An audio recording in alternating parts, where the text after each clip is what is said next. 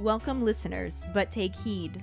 We will say whatever we need to share our knowledge, thoughts, and joy, and even things that do annoy. So join us now, but be aware, we have a tendency to swear.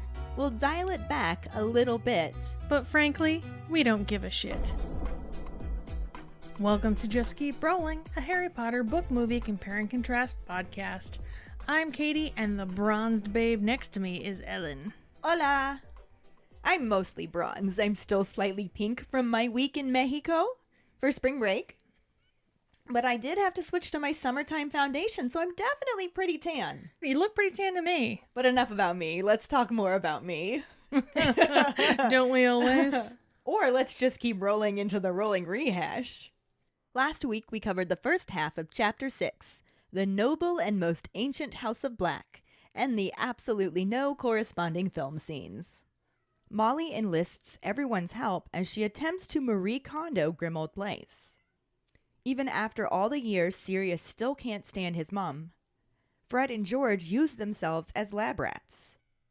Mundungus goes to the wrong place in search of a hiding spot for his hot merchandise.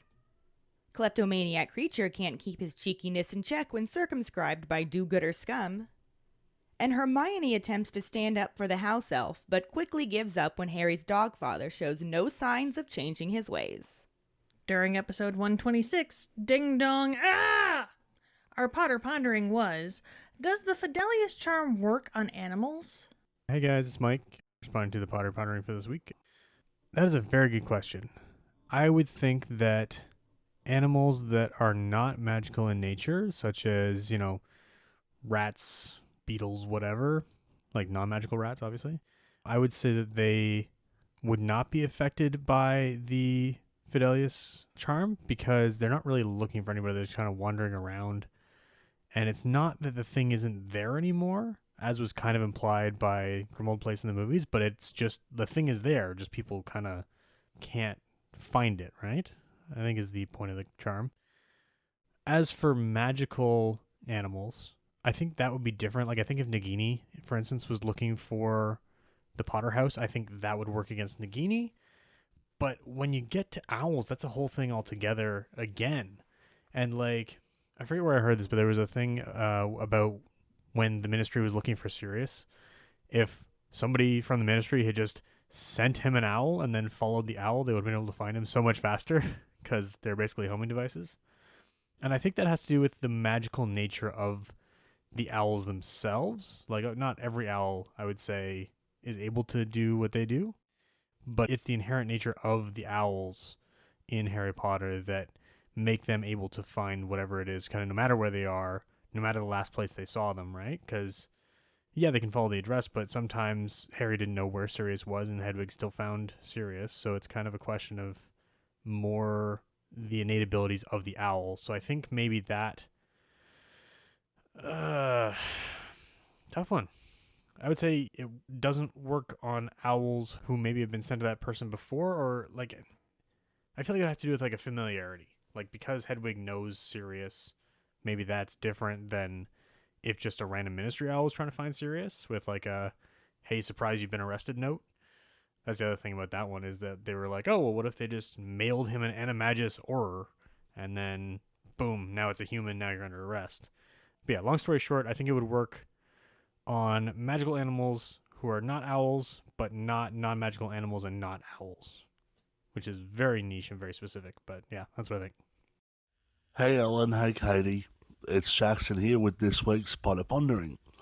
Does the Fidelius charm work on animals?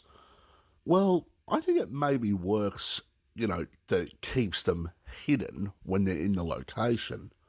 But as for them giving it away, I don't think so.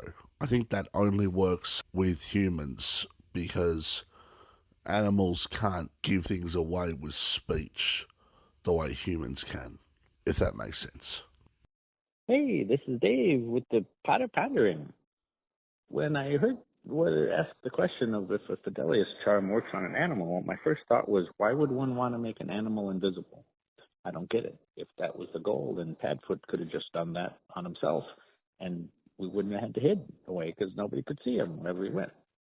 But as far as whether owls or not can see someplace that has the Fidelius charm on it, I'm going to have to say, at least for owls, I don't think just any owl has the ability, as you guys were talking about, to just, go and find the place that the letter recipient is at. I think they either have to be trained to do that before they're sold to students as messenger owls, or there's some kind of a charm or spell put on them. It's magic, after all. And so I think that part of that magic spell, perhaps, if it was magic, would be able to allow them to see places that were invisible to the normal eye. But that also gets me to wonder, like, as you were asking, do they just a bird appear out of nowhere if it comes out of an invisible building?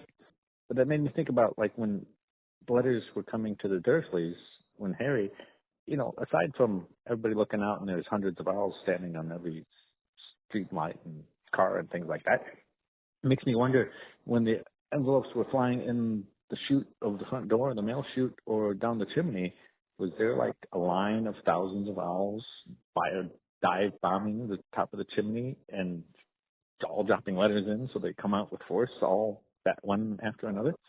Makes me wonder. More pondering. Bye. Later. Hi, Ellen and Keighty. This is Ashley with this week's Potter Pondering. Does the Fidelius charm work on animals? And I'm going to say no. And I'm going to say it might be a loophole. But listen to my theory. Listen to it, y'all. So, y'all remember in book 7 when those Death Eaters knew that Harry had inherited Sirius's property, so they were just standing there patrolling, staring at the space between 11 and 13 because they knew the address of number 12 Grimmauld Place, but they couldn't see it because of the Fidelius charm. So I feel like Voldemort could follow the owl there all day, but he ain't gonna see it. Harry and Hermione and them, they were just apparating right on the tip of the steps, to get in that motherfucker. That's why couldn't nobody even see their asses when they pulled up at the crib. So I honestly think, you might know where they at, but for those purposes, the spell would still do what it's intended to do. Like, you ain't seeing shit. You just staring in space, motherfucker. Nobody's there. But I also want to add that I never thought that those owls was just regular owls. They got to have some type of magic shit about them. They is not regular, there's some type of magical creatures. But that's just me thinking. Just me pondering. Thank you so much for your responses. Our trivia question last week was, what did Mundungus rescue Ron from that redeemed himself slightly in Mrs. Weasley's eyes? Mundungus rescues Ron from a set of purple robes that tried to strangle him the moment he attempted to remove them from the wardrobe. Yikes. Congratulations goes to Jackson Miller. Woohoo! We've had such a nice variety of people answering the question lately. I love the suspense of it. I wonder who's going to win this week. We shall see. For now, let's just keep rolling into the second half of Chapter 6, the noble and most ancient House of Black, and the absolutely no corresponding film scenes. Chapter 6, the noble and most ancient House of Black, Part 2.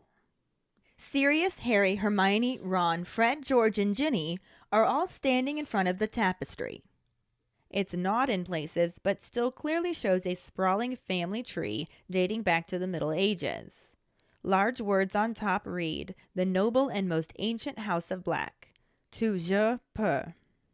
Harry scans it and realizes that Sirius isn't on it. His godfather points to a small charred hole, saying he used to be there and that his mother blasted him off after he ran away from home. When Harry asks about him running away, Sirius explains that he was about 16 and had had enough, so he went to stay with James. He was basically adopted as a second son and then got a place of his own when he turned 17, mentioning that his uncle Alfred left him a decent bit of gold, and that seems to have gotten him wiped off the map too. Harry asks why he left, and Sirius tells him that he hated his family and all their pureblood mania, including his younger brother Regulus. He points to his brother's name at the bottom of the tree, which also included a date of death. Harry asks about that, and Sirius explains that he joined the Death Eaters and was murdered, likely on Voldemort's orders, assuming that he wasn't important enough to be killed by Voldemort himself. The way he understands it, Regulus got in so far and panicked and tried to back out. At this point, Mrs. Weasley returns with lunch, using her wand to balance a huge tray loaded with sandwiches and cake, still looking very angry. Everyone else moves to get the food, but Harry stays with Sirius at the tapestry, and the two continue talking. Sirius points out his great-great-grandfather, Phineas Nigellus, calling him the least popular headmaster Hogwarts ever had. His mother's cousin, Araminta Malifaux, who had tried to force through a ministry bill to make Muggle hunting legal, and his Aunt Elladora, who started the family tradition of beheading house elves when they were too old to continue working. He also comments that anyone halfway decent was disowned, specifically mentioning that Tonks is not on there. Harry is surprised to learn that Sirius is related to Tonks, and his godfather explains that her mother, Andromeda, was his favorite cousin, and she isn't on the tree anymore either. He does point out her sisters, Bellatrix and Narcissa, and Harry is even more shocked to realize Sirius is related to the Malfoys, but learns that nearly all of the pureblood families are interrelated, since marrying only purebloods limits the options. He tells Harry that he's related to both Molly and Arthur, but they'd never be on the tapestry since they are definitely considered blood traitors.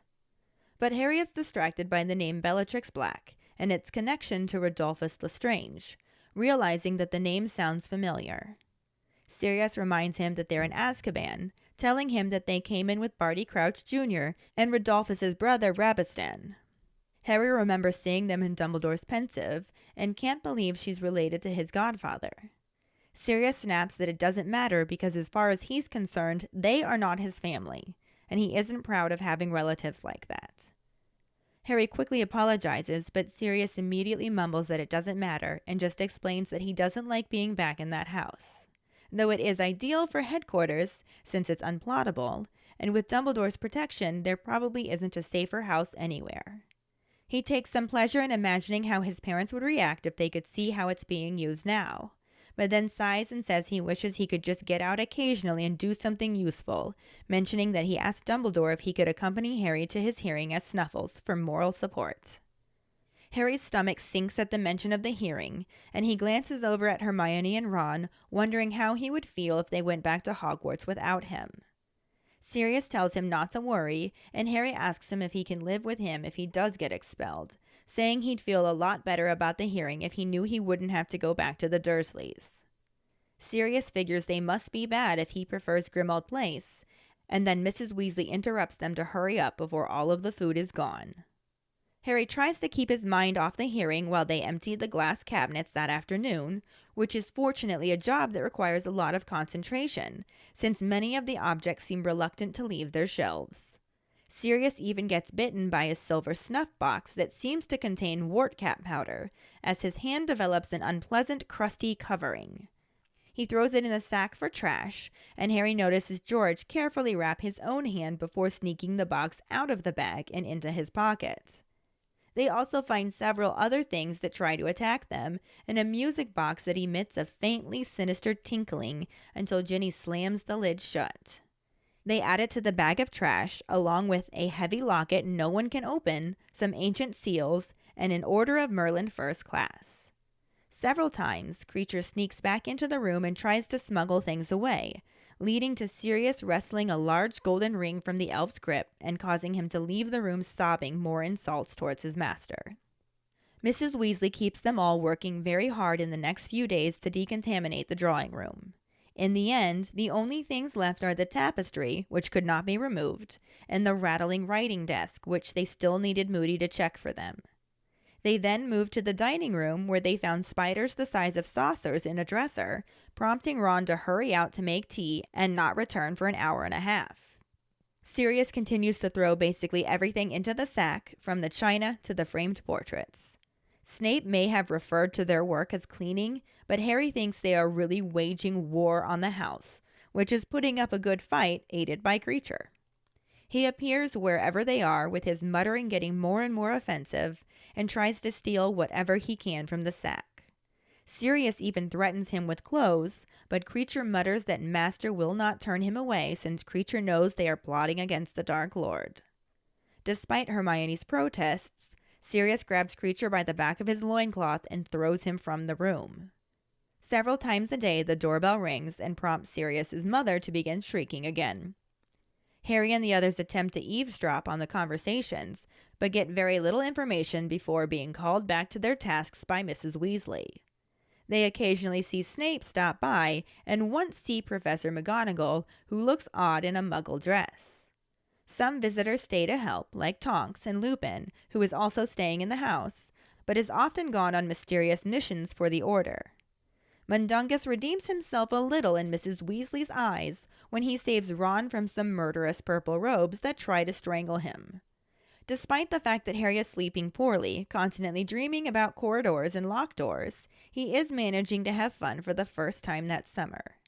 Keeping busy is keeping him happy, and the Ministry hearing only bothers him when nothing is going on, like at night. The idea of being expelled is so terrible that he can't even voice it to Ron and Hermione, and occasionally finds himself imagining his wand getting snapped and being ordered back to the Dursleys. The night before the hearing, Mrs. Weasley lets him know that she ironed his best clothes for him and that she wants him to wash his hair that night so he can make a good first impression. Harry is extremely nervous, but manages to ask how he's going to get there, and learns that he's going to go into work with Mr. Weasley, who smiles and tells him that he can wait in his office until it's time for the hearing. Harry looks at his godfather, and Mrs. Weasley tells him that Dumbledore doesn't think it's a good idea for him to accompany him, something that Sirius is not happy about. Harry asks them when Dumbledore told him that, and Mr. Weasley tells him that he was there while Harry was in bed. Realizing that Dumbledore had been there the night before his hearing and didn't even ask to see him made him feel even worse than he already did. As we mentioned last week, and you can probably tell from the lack of movie summary, there are still no movie scenes for this section. Yep. It was just a long book chapter that the movie didn't find necessary to include at all. This half of the book chapter starts out with Sirius and the kids standing in front of the tapestry in the drawing room. Like they do. And it's this huge family tree of a tapestry, takes up the whole wall. It's got some holes in places, probably from Doxies. Some burn marks, too. Some burn marks, which we will get to. But it's, like I said, a sprawling family tree. Yeah. That dates back to what Harry thinks must be the Middle Ages. And there are large words at the top of it that read, "The Noble and Most Ancient House of Black." Chapter title drop. There it is. Under that it says, "Toujours pur," or, as we know, always pure. Yes. So that gives us a good indication of the type of family this is, if the general house elves heads on the wall and the general murder house quality didn't tell us. Yes. The general vibe of the place didn't really quite give that incestuous feeling that we needed, that we got from literally just reading that. Yeah, that did it. So Harry looks it over and he's like, "Sirius, you're not on here." Well... And his dogfather's just like, "Well, do you see this little hole right here? It's charred. It looks kind of like a cigarette burn." That's where I used to be. But my dear old mum blasted me off of this when I ran away. Yeah. Harry's like, "You ran away?" And he's got to be like looking at his dogfather like he's a rock star right now, because that he constantly fantasized about running away from the Dursleys. Definitely. And Sirius is like, "Yeah, I was 16 and I had enough. I went to go stay with your dad." Yeah. And your grandparents were awesome about it. They basically adopted me like a second son. During the school year we were at Hogwarts, but every holiday I got to come stay with the Potters. Yep. They loved me, man. Which was, I mean, this was in the movie a bit too. Because he talks about how when he ran away, he went round his dad's. Yes. Again, they actually bring this up a little later on. Yeah. This actual moment does happen in the movie. It is just significantly later on. And I'm not entirely sure why. It almost feels to me like when they were editing the movie together, they just put it in the wrong place. Yeah. It feels very awkward. But you know what? So does most of the movie. It's very true. And we'll end up talking more about it when we get to that point. We'll jump back to the references here. Yeah. But Sirius also tells Harry that when he was old enough, when he turned 17, he got a place of his own, which he was able to do because he had an Uncle Alfred that left him a decent bit of gold. And he looks over the family tree and he's just like, and that seems to have gotten him wiped off the map too. Because there's just another little cigarette-looking burn where Uncle Alfred would have been. Mm-hmm. The whole concept of just completely disowning someone, like pretending that a family member doesn't exist, blows my mind. Yeah. Because, you know what? I don't always get along with my older brother. No. But he's you'd never still my blow him older off a brother, tapestry. right? He's still my older brother. You'd never just wipe him off an entire family tree. I mean... You know, brothers. Anyway. Yeah. But Harry wanted to know why he left, aside from the fact that he was just sick of his family. He's like, well, why did you leave? And Sirius was just like, I hated my family and all of their pure blood mania. Like, look around this house. Yeah. There were horrible people who believed in horrible things, including my younger brother. And he points to Regulus, who has not been wiped off the map. No. But has a name that includes a date of death. Yes. And Harry's just like, he's dead? And Sirius is like, yeah, the dumbass bought into all of this pureblood shit and went and joined the Death Eaters. And he ended up being murdered later on. He's like, Voldemort murdered him. Yeah. Well, probably not Voldemort directly, because I don't think he was important enough for Voldemort to actually dirty his own hands. Mm-hmm. But still, you know, he fucked up somewhere along the line. And the way he says that, from what he understands after he got out of Azkaban, what he learned was that Regulus got in really far and then panicked and tried to back out, and you can't just hand in your resignation to Voldemort. Like, you have to kind of give a life sentence. Yeah. It's a little bit like a gang. Blood in, blood out. Kind of, right. You know. Because we know what happened with Karkaroff when he tried to leave. Yep. Exactly. When he ran away, he stayed away. He did not make it very far. Yeah. Let's just put it that way. Awkward. Harry also wanted to know if his parents were Death Eaters as well. Mm-hmm. And he said no, but I'm sure they thought that Regulus was a right little hero for joining up. Yeah. Because they definitely thought that Voldemort had the right idea. I say they held those same views entirely, so yeah. And, I mean, maybe they donated some gold. Yeah. Who knows what they did? Right? I wonder if Regulus is going to come back around later. If It makes me so mad that we did not get a pre-introduction to him. No. Because this part right here, that he heard that Regulus was killed by Voldemort or on his orders, that he got into deep and panicked and tried to back out. Like, this story that Sirius was given is sort of accurate, but not really. And There's we're going to learn. so much missing from it. I know. And I can't believe we didn't get the setup for this character because he was so important. Yeah, exactly. But no. We're just going to skip over all of this entirely. Yeah. Why bother? Why the fuck bother? Anyway, they briefly get interrupted because Mrs. Weasley comes back with lunch and she's using her wand to balance a huge tray loaded with sandwiches and cake. Sure. Because it's okay for her to use magic to do that. Well, she knows how. To be fair, she's more practiced in it. Yes, but should you magic while so angry?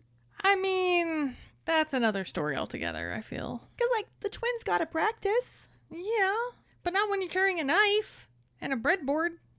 Breadboard and a knife. Just carry the damn knife. That's all I'm Just saying. carry the damn knife. Just carry the damn knife is all I'm getting at. But yeah, but Mrs. Weasley, she's still pissed.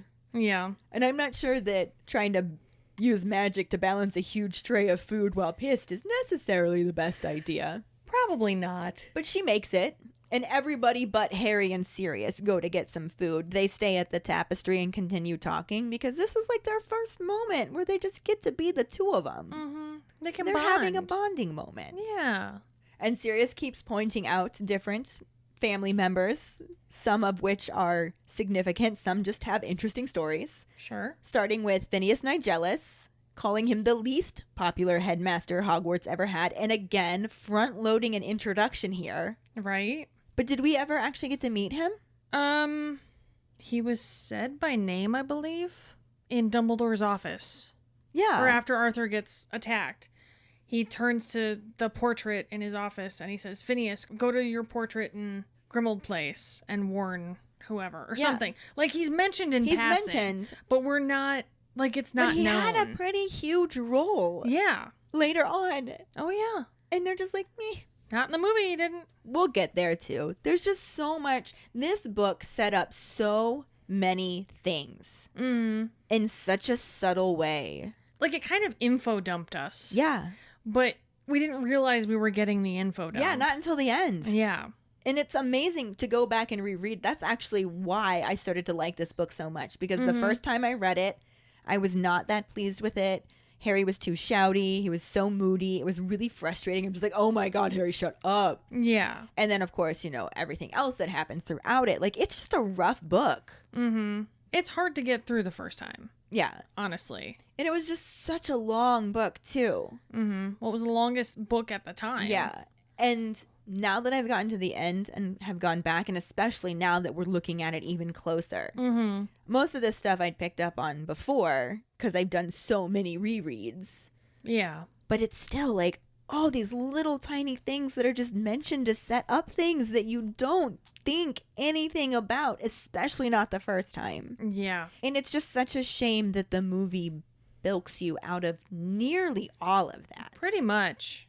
The movie was bare bones compared to the book. Seriously. And I understand that they can't fit everything in, but man, oh man, would it have been nice to get some of it. I get that, but you know what? There are moments where they could have put in very pertinent, very relevant information for us, and they just didn't. They were like, fuck you guys. Right. And even just utilizing the characters that were included in the roles that they were included to do so that later on they could actually fulfill that instead of leaving things open-ended. But yeah, so Phineas Nigellus, the least popular headmaster Hogwarts ever had, who we will see later in the book. Yes. He also mentions his mother's cousin, Araminta Malefua. That is a name. Yeah. Araminta Malefua. R-E-M. A.M. A-M. Araminta Malefua, who tried to force a bill through the ministry to make muggle hunting legal. Yeesh. That's a little aggressive, I feel. A little? That's a lot aggressive. Oh. And then there was also his Aunt Elladora, who's the one that started the family tradition of beheading house elves when they're too old to continue working. Which tells me she's also the one who had them mounted on walls. Undoubtedly. What a tradition. What a peach. And I wonder if Harry's still wondering why he ran away. Right? How could you leave this place? It's Disneyland in here. Disneyland, if designed by Tim Burton. Disneyland of horrors. Right. And apparently Sirius and his Uncle Alfred weren't the only ones blasted off the map, because his mother had a tendency to do that for anybody halfway decent. And he makes mention of the facts that Tonks isn't even on there. And Harry's just like, you're related to Tonks? And it turns out that her mother Andromeda was his favorite cousin. And he points to her on the tree, except for the fact that her on the tree is just yet another blasted off spot. Black spot, yeah. But she's tied to two other women's names. One that says Bellatrix, one that says Narcissa. And then Narcissa's name is tied over to Lucius Malfoy, and then they both connect down to Draco Malfoy. And Harry's just like, you're related to the Malfoys? Harry, we really got to talk about bloodlines to you, man. Yeah. We really need you to understand this. That nearly all pureblood families are interrelated, because when you marry only purebloods, it kind of limits your options. Yeah. I mean, the gene pool gets pretty shallow at a certain point. And Sirius tells Harry that he's related to both Molly and Arthur. In some point, I think Molly is like a distant cousin and Arthur through marriage, or maybe vice versa. Yeah. But he's just like, don't even bother looking for them on the tapestry. If there was ever a family of blood traders, it is the Weasleys. Facts. That's an entire branch that just got blasted away. Yeah, but Harry's too distracted by the name Bellatrix Black, the other name that was connected to where his favorite cousin was. Like Bellatrix. Then he notices that it's connected to Rodolphus Lestrange, and he's just like, why does that sound familiar? And Sirius is just like, Bellatrix and Rodolphus Lestrange are the ones that came in with Barty Crouch Jr. and Rodolphus's brother Rabistan. And Harry's just like, oh, and has like a little flashback to Dumbledore's pensive when that group of people included Bellatrix Black Mhm. Lestrange The curly hair. with the curly crazy hair, the heavy hooded eyes, the Mhm. absolute crazy outburst about how they alone were faithful, and he's Yep. just like, I can't believe you're related to her. Yeah. Look around this house, Harry. How are you still not getting it? Right? And Sirius is just like, it doesn't matter if I'm related to her. As far as I'm concerned, she's not my family. Mm-hmm. I want nothing to do with her. Do you think I'm proud of having relatives like that? Right? And Harry's just like, I'm sorry. I have the Dursleys. I get it. I'm sorry. I was gonna say, but yeah. Sirius is also just like, no, you don't have to apologize. Like, I'm being emotional because I don't like being back at this house. Mm-hmm. It's like, it makes a good headquarters since my parents made it unplottable, unplottable and Dumbledore's added his own protection. So there's probably not a safer house anywhere, but it sucks being back here. Yeah.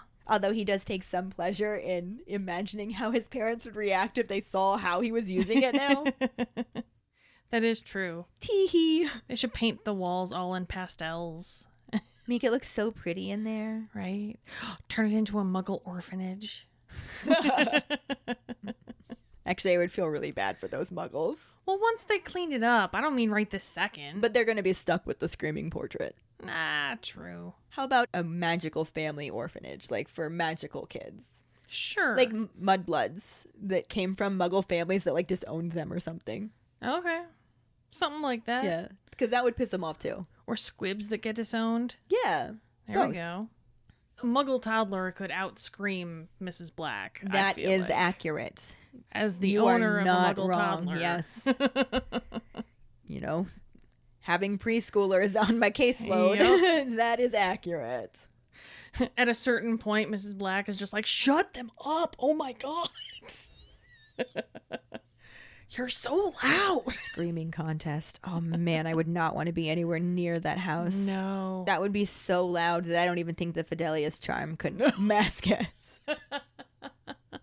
The neighbors are like, do you hear that? What is happening? Something going on. I think the neighbors are fighting. Right? But anyway, so Sirius is just like, I hate being back here.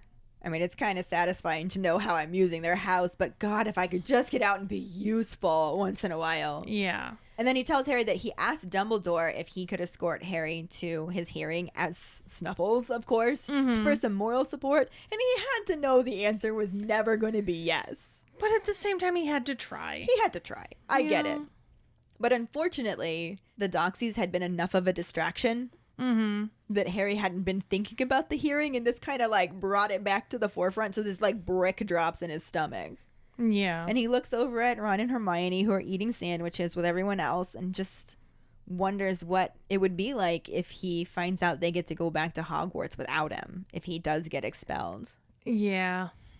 Especially now knowing what the other option would be, because it would be staying at Grimmauld Place with Yeah. Sirius. That's not that much of a win. But he doesn't even know for sure that's an option yet. True. Because for all he knows, he would just end up back with the Dursleys. And, Very and true. actually, in order to hope for that option, he was just like, if I do get expelled, could I live here with you? Mm-hmm. And Sirius is just like, don't worry about it. It's going to be fine. You're not going to get Yeah. expelled. But Harry was just like, no, please. I'd feel a lot better going into this hearing if I knew I didn't have to go back to the Dursleys. Yeah. And Sirius is just like, man, they must be bad if you'd prefer this place to them. You haven't met him, guy. He has no idea. Mm-mm. But their conversation gets interrupted by Mrs. Weasley, who's just like, you guys need to come eat before it's all gone. Have you met my children? Right. As they're licking their plates. Licking Come them. on. Come eat. But then after lunch, they go to work on those cabinets. And it actually does help Harry keep his mind off of things because many of the objects that they are trying to remove from those cabinets are extremely reluctant to leave their shelves. And it's just like fighting back. Right. So They're holding on for dear life. yeah, it's taking a lot of concentration and it's a good distraction from the hearing. Mm-hmm.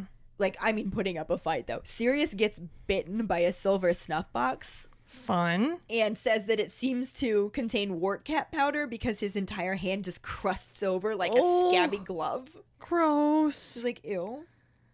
And he tosses the box into the sack that they're throwing things out in. Mm-hmm. And then, goes like wraps up his hand and goes back to work. And Harry notices out of the corner of his eye that George also wraps up his hand, but it's so he can reach in the sack and pull out this little snuff box because that wart cap powder could be handy for the Weasleys Wizarding Wheezes.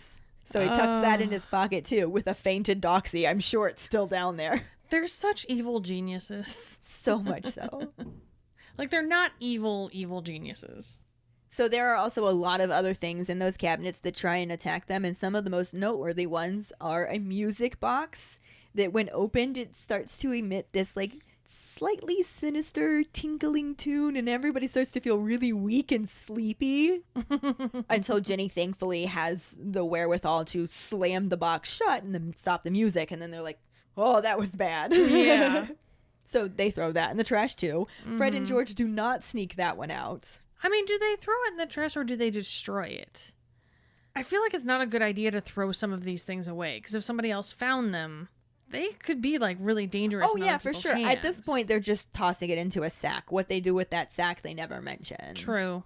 I'm sure that they are planning on destroying things. What they can. Yeah. Because, I mean, if there are things that won't even let go of the shelves they're on, I'm sure they're not going to be destroyed very easily. But, yeah. Yeah. But they also find a heavy locket that no one can open. And they pass it around, and each person tries and fails to open it. I wonder. So they just toss that in the sack, too. Oh, I'm sure it's not important then. Probably not. No, they not just at throw all. it out. Sure. Oh my God, I can't even tell you how hard that hit me when we got back to that, which we'll talk more about it when we get there because we have a ways to go, but Yeah. Yep, exactly. Oh, there are so many reasons to be pissed that this wasn't in the movie. I know. So many reasons. Front-loaded information. Right? In such a subtle way, but it set up so much that was able to just happen with no explanation in the movies. It was just knowledge they had for some reason.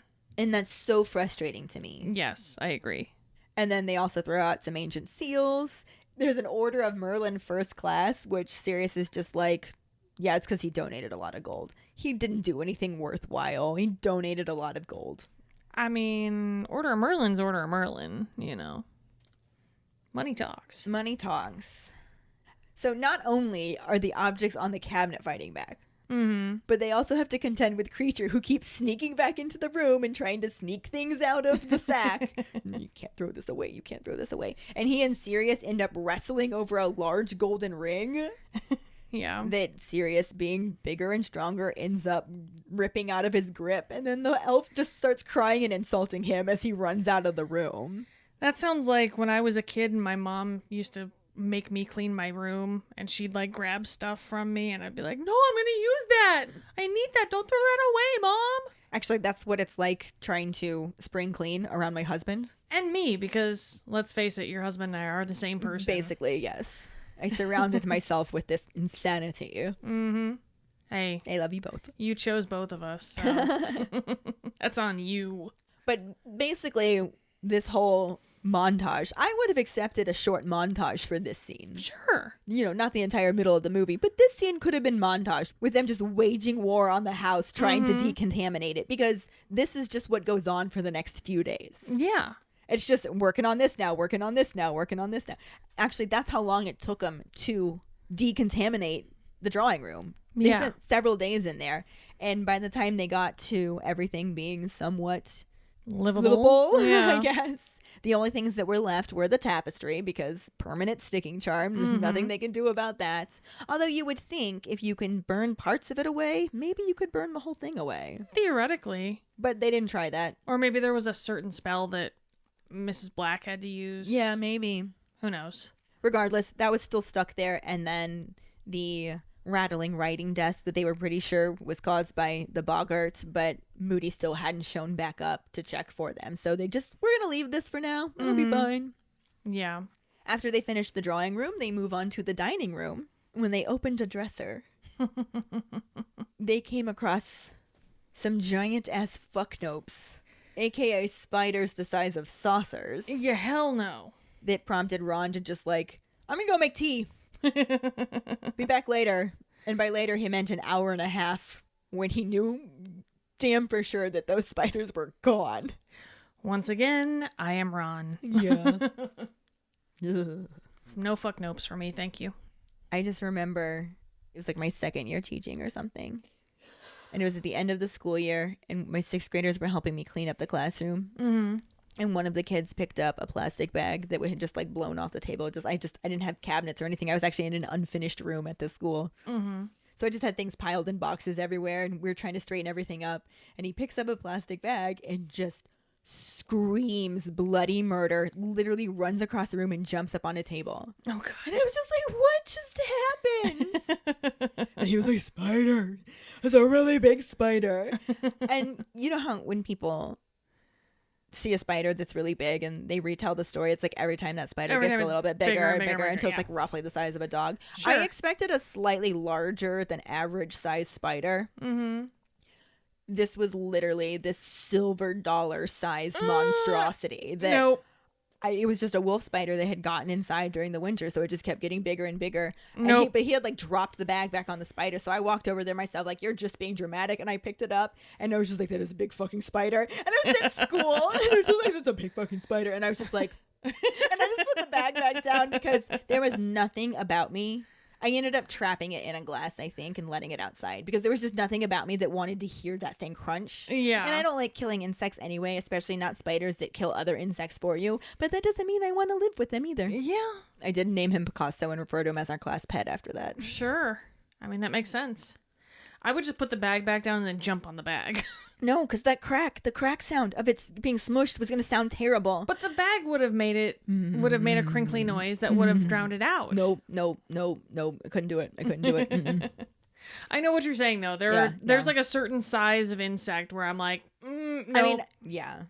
Nope. I can't feel you under my hand. Nope. And I am not Ron in the sense that I would have to leave the room, but I would catch them in a glass and let them outside is what I would do. I would not. But if they were saucer sized, which is even larger than silver dollar sized, then I don't know.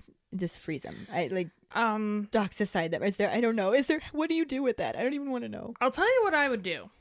Run for my fucking life. There would just be fair. like a Keighty shaped cloud left over from how fast I leave the room. Yeah. They'd be like, oh man, Keighty, what are we gonna do? But where the fuck she go? She was just right here. I just saw her. Where is she? Meanwhile, I'm hanging out with Buckbeak upstairs, just like, dude, you didn't see this fucking spider, man. You didn't fucking see it. And Buckbeak's just like, ooh, a snack. Yeah, right? But anyway, so Ron disappears to make the tea, and Sirius is just throwing everything in the sack. Everything from the china to framed portraits. If it was not stuck down, he just threw that shit out. So really no sentimental memories going on for him. Not even a little bit. Mm-mm. So Harry remembers how Snape referred to their work as cleaning, the reference that Sirius made, but he's just like, no, we're waging war on the house. Which is putting up a good fight. Oh, yeah. Partially aided and abetted by Creature, who is taking things out of the trash whenever he can. He just like keeps popping up, and his muttering is just getting more and more offensive. And I wanted this so bad. I know. I wanted offensive Creature. And like I was saying before, I really wonder if they could have gotten along better if Sirius could have just mustered being nicer to him. Maybe all the history would have worked against him, but maybe not. Yeah, I think I do want this to be our pondering this episode. I like it. He just keeps stealing things. And at one point, Sirius even threatens him with clothes. Mm-hmm. And this is your evidence right here that there is nothing wrong with Creature's mind. Yeah. He mutters as he walks away that Master will not turn him away since Creature knows that they are plotting against the Dark Lord. Yeah. He is 100% there. Oh, he's all there. He may be a muttering, bumbling fucking psycho, but he's a muttering, bumbling psycho that knows what the fuck he's got in his corner. Yeah. For sure. But Hermione still doesn't think that's reason to mistreat him. Mm-hmm. So she is not at all happy when Sirius grabs Creature by the back of his loincloth and just literally throws him from the room. Yeah. Which, I mean, that would just be amazing fodder for the sitcom. I know, right? Come on. Oh. Especially since during this whole montage of stuff, Yeah. There's also more people ringing the fucking doorbell. Of course. Every time it sets off crazy Gary Oldman's mom. And it just gives Harry and the others opportunity to try and eavesdrop and what's going on. Like, what's going on? Of Have we learned course. anything new? What's going on? New people. What are they saying? Right. And then throughout all of this montage, they'll occasionally see Snape, though he never really hangs around long. He just kind of like delivers his news and gets the fuck out. Pretty sure. To their relief. Yeah, everybody's happy about that. They once get to see Professor McGonagall and are just like, Professor McGonagall, is that you? Because she's wearing a muggle dress. Like in Mean Girls. I love seeing teachers outside of school. It's like seeing a dog walk on its hind legs. Right. In this case, it'd be a cat. Right, literally. Some of the visitors actually stay and help with the house when they're not busy, specifically Tonks and Lupin. Mm-hmm. There was one day that Tonks stayed to help them, and they ended up finding a murderous old ghoul in the upstairs toilets. Oh, yeah. That's a good day right there. And then Lupin, who actually is staying at the house with Sirius, but isn't there very often because he has a lot of mysterious missions for the Order. Yeah. Because he's not a wanted escaped convict. No. You know. There's even one day that Mundungus stays to help and actually redeems himself with Mrs. Weasley for a little bit because he manages to save Ron from some murderous purple robes that tried to strangle him when he removed them from the wardrobe. Which was our trivia question. Right? Mm-hmm.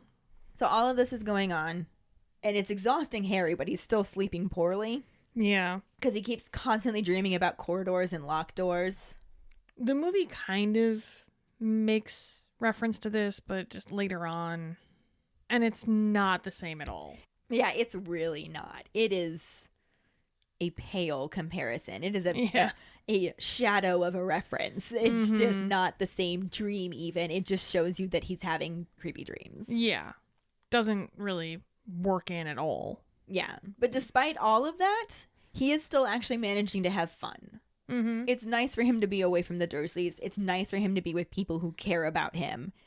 He's being kept very busy. Yeah. Which helps a shit ton. So the ministry hearing is only really getting to him when nothing else is going on. So predominantly at night, when he's laying in bed trying to fall asleep, it's just like the hearing, the hearing, the hearing. Turn brain off. Turn brain off. Don't think about hearing. But the hearing! Totally make one of those cartoons about it with the brain and the heart. And Yeah, exactly. assholes. But the idea of being expelled is so horrible. Like, he doesn't even want to think about it, so he absolutely can't even bring it up with Ron and Hermione. Mm-hmm. And he occasionally, like, sees them whispering about it, but they're following his lead and not bringing it up either, which is probably smart for them. Yeah. And he also just finds himself imagining his wand getting snapped and him being ordered back to the Dursleys, and that's just gonna suck. That's so sad. So stressful. That's such a sad thought to have. Especially for Harry. Like, this is definitely where you're kind of going, okay, maybe it is better to be in a murder house than at the Dursleys, because Harry's had both experiences and he by far prefers murder house. Yeah, and I'm pretty sure that everybody picked murder house over the Dursleys. Yeah. I think maybe one person commented on Facebook that they wanted to go to the Dursleys to mess with them. Okay. Which is fair. That's fair, sure. You don't want to have them in charge of you. Right. Definitely not. Definitely not. But anyway, time passes, cleaning montage ends, and it is the night before the hearing. Mm-hmm. And now there's just no avoiding it. Yeah. Because Mrs. Weasley's like, I want you to know I ironed your best clothes for you and laid them out, and I need you to wash your hair tonight so you can make a good impression tomorrow. Because a good impression is everything. And Harry's just like, uh-huh. I mean, they Sure, all okay. already know me, but sure. And doing what he does best, which is ask questions and meddle. I mean, this at least pertains to him directly. Yeah. Trying to keep everything else out of his mind about what's coming. He focuses on the facts and says, how am I going to get there? Mm-hmm. Learns that Mr. Weasley's going to take him into work with him. Mm-hmm. And Mr. Weasley smiles. He's like, yeah, you're just going to wait in my office until it's time for the hearing. And poor Harry got his hopes up with the idea of Snuffles being able to go with him. And he looks over at his dog father, who just shakes his head. And Mrs. Weasley's like, Dumbledore didn't think it would be a good idea for Sirius to go with you. And I quite agree. And Sirius is just like, you quite agree. Yeah, I bet you agree, goddamn. What the fuck? And then Harry's just like, when did Dumbledore tell you that? And Mr. Weasley tells him that he was there the night before while Harry was sleeping. And Harry's just like, what the fuck? Dumbledore was here and didn't even ask to see me? It's the night before my hearing. Yeah. Like, how is he still leaving me in the dark like this? Yeah. How have I not seen him since leaving school? Yeah. And all of this shit has gone down, and I still haven't been able to say a word to the man. Yeah, and it does absolutely nothing for his morale. No, I'm sure it doesn't. It's very disheartening. Mm-hmm. And this is where the book chapter ends. Obviously, there were no movie scenes, and therefore no actors to talk about. So we'll go right into the Potter Pondering, which is, do you think that the relationship between Kreacher and Sirius could have been better if Sirius was kinder to him? Find the post on our Facebook page and share your thoughts. Or call us at 216-526-6792 and leave your response as a voicemail. Make sure you start off telling us your name and then go into your answer. You can also stitch your response on TikTok. We really look forward to reading, hearing, and seeing them. This will bring us to our Sorting Hat story, which is from Marissa. She writes, "Hi, my name is Marissa and I'm a Ravenclaw. I think the color should be blue and bronze with an eagle.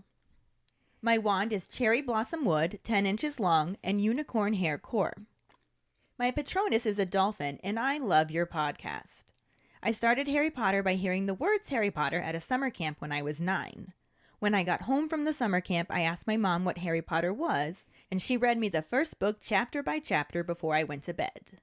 Now I have a bookcase full of my Harry Potter collection." Yay! Thank you so much for sharing your Sorting Hat story with us, Marissa. Yes, thank you. And if any of you other keepers out there listening would like us to read your Sorting Hat story on a future episode, you can email it to us at justkeeprolling@gmail.com. Let us know your house, wand, Patronus, how you got into Harry Potter, and anything else that you might want to share with us. Or you can message it to us over social media, and as always, post it on our Sorting Hat Saturday post. This week's trivia question is, what is the name of the security wizard that inspects Harry's wand at the Ministry? The first one who responds with the correct answer and the code word #MinistryGuard will get a sticker. Another way to get a sticker is to rate and review us through iTunes or Facebook. Make sure to email us at justkeeprolling@gmail.com to let us know you did, and we'll get back to you to figure out which sticker you want and where to send it. Don't forget to find us and follow us on Facebook at JKR Podcast and Twitter and Instagram at Just Keep Rolling. Following us on Podbean at justkeeprolling.podbean.com will get you the episode as early as possible and give you a leg up in answering the trivia question. Make sure to check out our website at justkeeprolling.com, and don't forget to subscribe to our YouTube channel. If you would like to help us continue creating more content, you can support us as a patron and get extra perks on patreon.com/justkeeprolling. As always, any support you can give is greatly appreciated. And join us next week when we talk about the first half of Chapter 7, the Ministry of Magic, and the somewhat corresponding film scenes. Thanks for listening. We hope you hear us again. I'm Katie. I'm Ellen. Until the next time, Just keep rolling.